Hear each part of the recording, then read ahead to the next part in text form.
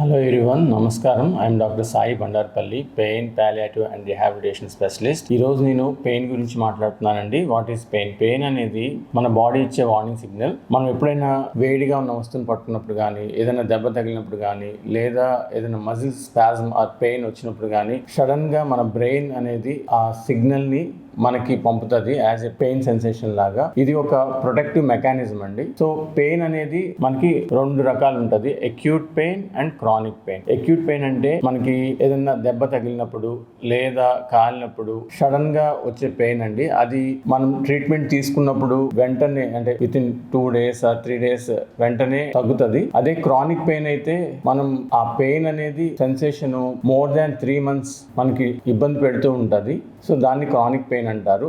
Chronic pain అనేది మెయిన్గా పేషెంట్కి ఏదైనా nerve damage, nerve injury or joint దగ్గర ఉండే ఆర్థరైటిక్ చేంజెస్ వల్ల వస్తుందండి.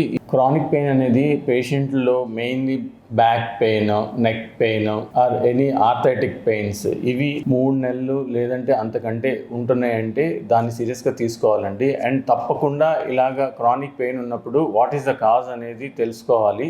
రూట్ కాజ్ని తెలుసుకొని దానికి తగ్గట్టుగా ట్రీట్మెంట్ తీసుకోవాలి. క్రానిక్ పెయిన్ని వెంటనే కనుక మనం ఫైండ్ అవుట్ చేయకపోతే రూట్ కాజ్ని, అది ఇంకా మన డైలీ లైఫ్ని ఇబ్బంది పెట్టే అవకాశం ఉంటుంది. సో కాబట్టి డెఫినెట్గా ఈ క్రానిక్ పెయిన్ ఉన్నవాళ్ళు పెయిన్ మేనేజ్మెంట్ స్పెషలిస్ట్ని కన్సల్ట్ చేయండి.